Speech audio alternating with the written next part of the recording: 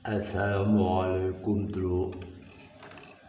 Waalaikumsalam warahmatullahi wabarakatuh Kang Gareng. Ya Tru, maaf saya kemarin ada repot jadi tidak bisa sowan atau datang ke kamu.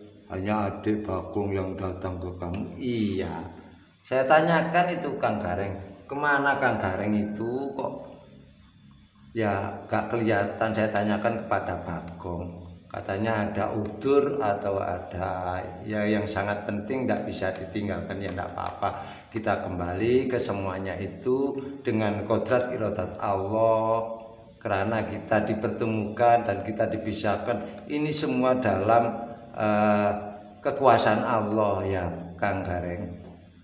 Terima kasih Tru. Dan gini Tru, gimana Kang Gareng? Saya itu kan tanya kepada Adi Bagong ya Tru.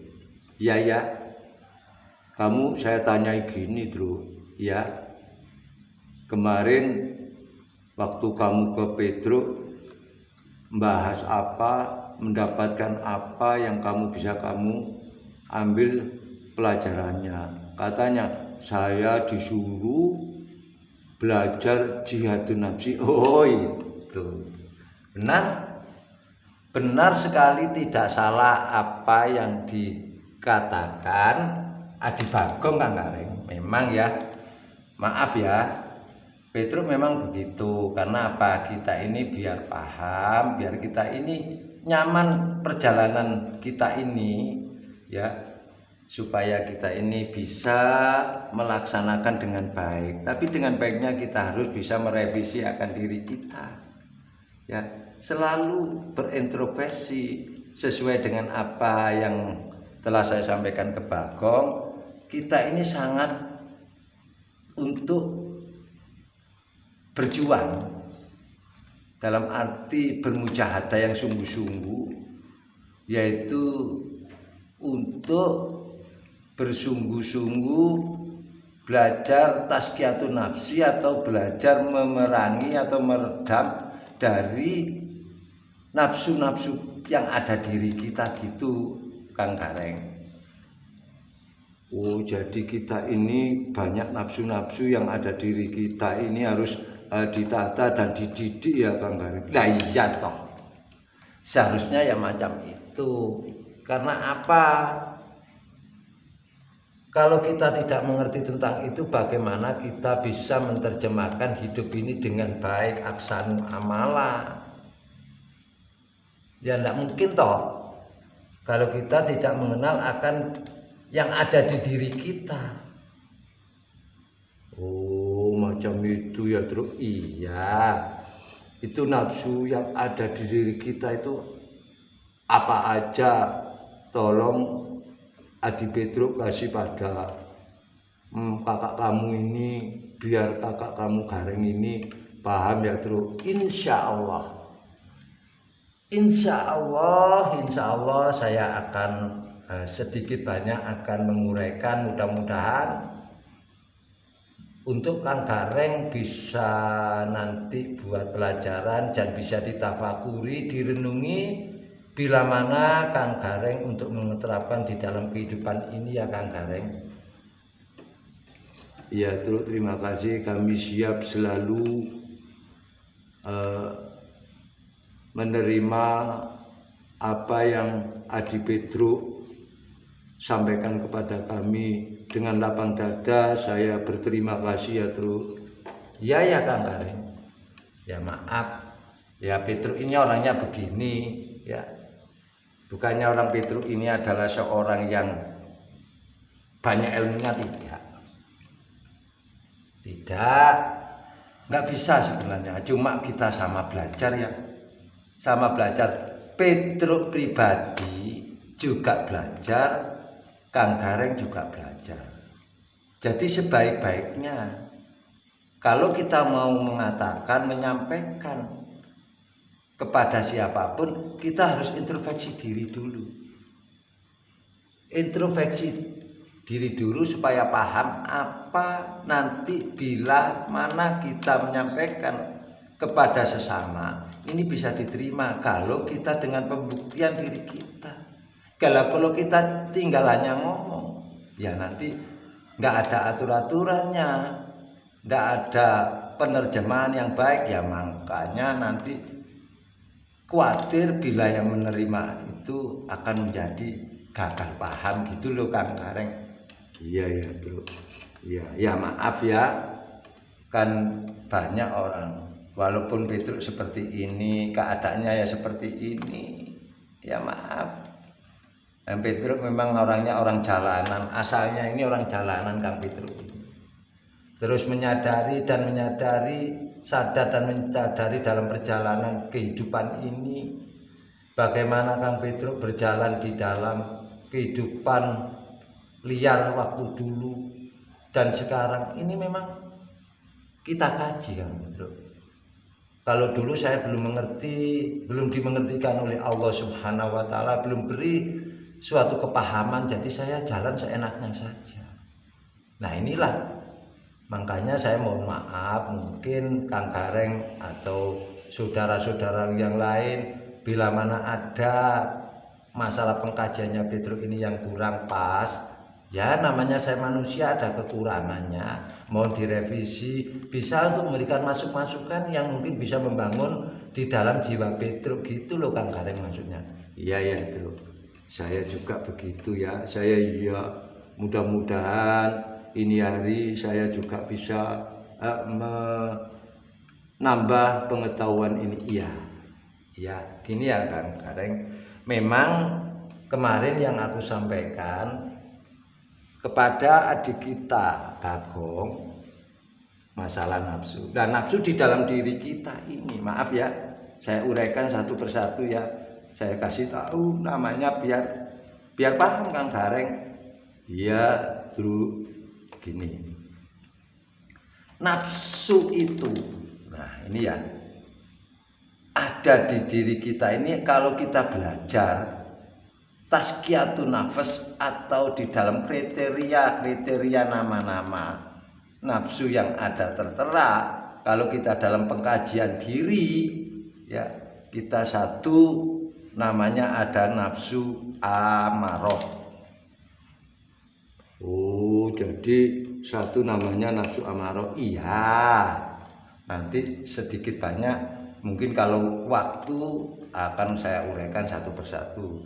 Terus apalagi terus yang kedua namanya nafsu lawamah. Nafsu lawamah, iya itu yang kedua.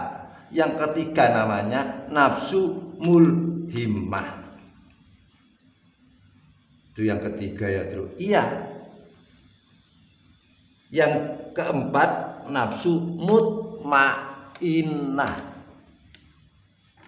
Nafsu mutmainnah itu nomor 4 tuh. Iya ini urut-urutan aja biar kita paham. Yang kelima nafsu rodiyah. Selanjutnya yang keenam nafsu mardiyah, dan yang terakhir nafsu kamilah. Oh ada yang namanya nafsu kamilah, ya iya kan. Makanya dalam artian yang disuruh kita ini, kalau dulu awalnya man arofa nafsahu waqad arofa robahu, maka barang siapa, maaf ya ini saya ulang kembali, barang siapa yang tidak tahu atau mengetahui, mengenal atau memahami, mengerti tentang kekurangan, kedhaifan, kelemahan diri, kecacatan diri kita, bahwa diri kita ini banyak nafsu yang bermacam 7 ini, mana ini nafsu yang menjadikan ridho Allah dan mana nafsu yang akan menjerumuskan jalan kita. Itu Kang Gareng, makanya kita itu belajar, ya kita pelajari kesemuanya secara keseluruhannya supaya kita paham betul. Gitu ya, Bro. Ya. Makanya disinilah, karena apa? Ada saya pernah membaca di dalam kalimat ya Bila mana itu kita itu di dalam hadis ini ya, di dalam hadis itu ada, saya baca aja dengan bahasa kita aja biar enak, karena kita ini ya orang awam, orang yang nggak berilmu, jadi kita baca dengan enak-enakan. Mudah-mudahan Kang Gareng bisa menerimanya ya. Iya Truk, terima kasih. Apa itu Truk? Gini, wahai zat yang membolak-balikkan hati, tetapkanlah hati ini dalam agama. Nah ini bagaimana? Karena hati ini selalu berbolak-balik, kadang naik, kadang turun, kadang keluar, kadang masuk. Gitu ya. Iya. Karena apa? Ini ada yang diliputi. Kalau secara rohani, kolbun rohaniannya sudah di makom yang tenang, ya ini lain lagi. Makanya yang membuat hati kita ghaflah kepada Allah, tidak mengerti tentang Allah, karena banyak tutupnya di dalam diri kita. Seperti apa yang disebutkan di dalam surat Yasin itu kan ada Truk. Yang mana Truk? Nah ini Bismillahirrahmanirrahim, wa ja'alna fi akna, ya gitu. Coba kalau kita maaf saya ulang ya biar Kang Gareng paham. Iya Truk. Yang itu di ayat, coba direnungi, wa ja'alna min baini aydihim saddaw wa min khalfihim. Nah ini coba apa itu kalau kita nggak memahami. Jadi di diri kita ada sada yang menghijab diri kita, itu adalah nafsu kita sendiri Kang Gareng. Oh gitu ya. Iya, makanya itu surat Yasin di ayat yang ke-9 itu telah diterangkan seperti itu. Dan kami jadikan kata Allah ya. Dan kami jadikan di hadapan mereka sekat atau dinding. Nah, sekat atau dinding di depan, di belakang istilahnya ya, di atas, di bawah, di kanan, di kiri. Nah, ini dalam artian saddaw wa min khalfihim. Jadi yang mendinding di dalam diri kita apa? Nah, marilah kita bahas, mudah-mudahan di dalam ini kita paham yang mendinding apa. Coba kita tengok, kita lihat. Kita tengok dan kita lihat bagaimana Kang Gareng atau Petro melihat ada suatu kalimat ayat yang mana itu di dalam nafsu kita yang sangat kuat itu nafsu amarah ini. Oh, jadi yang paling kuat itu nafsu amarah. Iya, karena intinya kerjaannya nafsu amarah yang ada di diri kita sesungguhnya adalah selalu menyuruh berbuat kepada kejahatan. Membuat kepada kejahatan itu adalah dorongan nafsu amarah kita yang sangat kuat di dalam diri kita. Akhirnya kita berjalan yang tidak sesuai tuntunan agama, akhirnya melanggar atas perintah-perintah Allah, apa yang telah difirmankan. Gitu ya. Coba kita lihat contoh ayatnya aja ya. Itu di surat Al-Jasiyah ayat 23. Ya, terus tolong diberitahu. A'udzubillahi minasyaitonirrajim. Afara'ait manitakhota ilahu hawahu.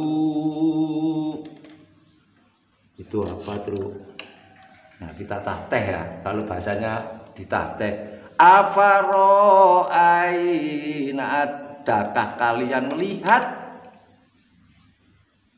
manita kota orang yang ianya mengambil ilahu hawahu, hawa nafsunya sebagai Tuhannya. Ya ini tuh. Coba. Nah ini harus kita pahami. Ada enggak? Kang Gareng pernah melihat enggak? di perjalanan di tengah-tengah kehidupan kita orang yang selalu menuruti hawa nafsunya, hawa amarohnya, nafsu amarohnya yang sangat kuat sampai dia tidak mengerti, tidak memahami akan tentang Allahnya. Perintah-perintah pun dia selalu tinggalkan, selalu dia tidak diperhatikan. Nah, inilah makanya di sana ada juga ayat yang mengatakan, bukan dia mengatakan qalu rabbuna Allah, tapi dia mengatakan qalu rabbun nafsi. Qalu rabbun nafsi. Di dalam diri kita kekuatan nafsu amarahnya yang membuat menjadi coro Jawa pangerane menjadi Tuhannya. Maka kata Allah pun begitu disambung, wa adallahu ala ilmin. Dan Allah akhirnya membiarkan dia sesat. Karena apa? Minimnya di atas pengetahuannya. Nah, ini perlunya ilmu. Makanya kita semua didasari dengan ilmu supaya kita ini benar-benar mengetahuinya. Makanya ayo kita sama-sama ya. Karena ini saya uraikan, belajar ilmu. Makanya harus kita ketahui nafsu amarah kita. Kalau ingin mengenal akan Tuhannya, kalau ingin mendekat takarub kepada Allah, ayo belajar kita tazkiyatun nafsi dulu. Sesuai dengan apa yang disodorkan oleh Rasulullah Muhammad SAW. Perang yang paling besar adalah perang melawan hawa nafsu diri kita ini. Sudah, gini ya Bro, terima kasih. Saya siap. Insya Allah dengan saya minta pertolongan Allahu Somad akan selalu saya mendekatkan diri kepada Allah untuk merevisi apa yang kurang di dalam diri. Oke, terima kasih. Nanti kita sambung kembali di lain waktu. Mudah-mudahan ini menjadi berkah kita. Marilah kita tutup bersama-sama. Subhanallah wa bihamdi. Subhanallahil azim. Astaghfirullahaladzim.